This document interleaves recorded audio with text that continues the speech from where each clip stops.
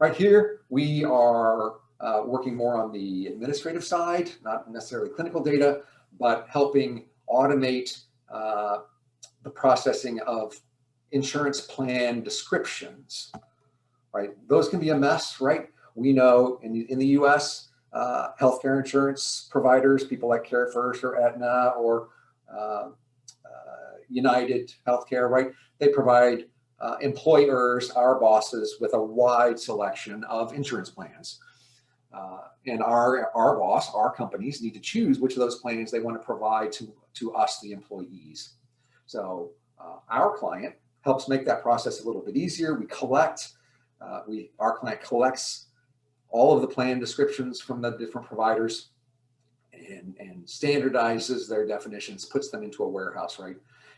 Then employers can get more educated control over which plans they're going to choose, how they're going to fund them, are they in compliance with whatever government regulations. It just helps provide employers with a solid way to do the analysis of what healthcare plans are going to be provided to us, worker bees in, come, December 1st when open enrollment rolls around, right?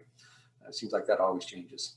Those plan descriptions, though, as provided by people like CareFirst and people like Aetna, can be notoriously difficult to process automatically. They're often presented as human readable reports, mostly spreadsheets, and they change a lot, right? Just, for example, well, I'll get to it in a second. Here's what we did, right? We helped our client figure out a way to analyze spreadsheets that contain these healthcare plan descriptions. First of all, we have to figure out, how to read the spreadsheet.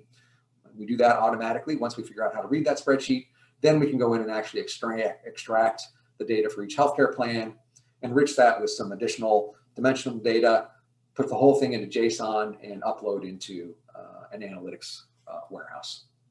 So now, let me show you the spreadsheet. This is typical, right? This might come from one of the big healthcare providers.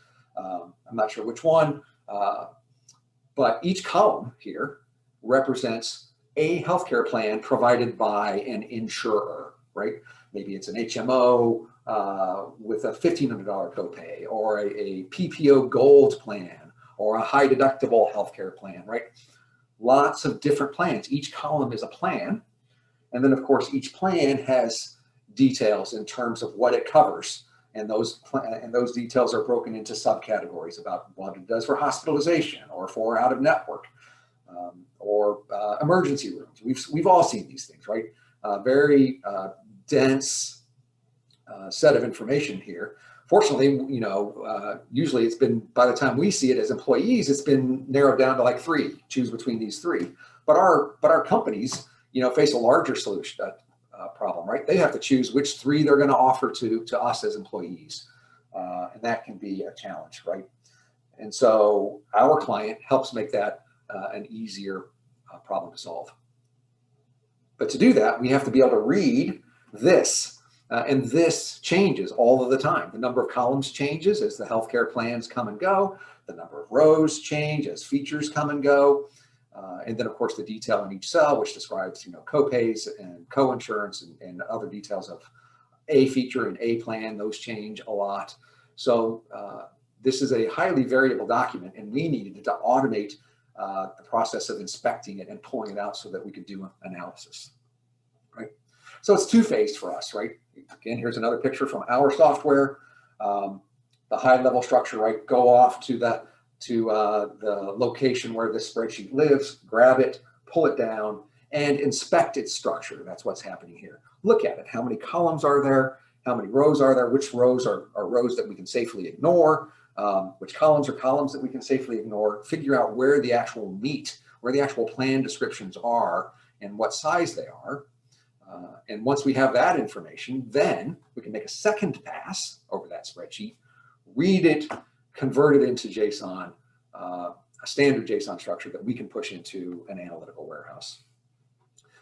These two are references to lower level detail. If I look here where I'm converting to JSON, that is a lower level pipe. Again, from our design tool, read that spreadsheet. Now that we know how to read it, we can read it, create the master record, then bring in some additional dimension data, join it all together so we end up with a single JSON document that's fully qualified with the data that needs to be used in analyzing that particular policy, comparing it to others.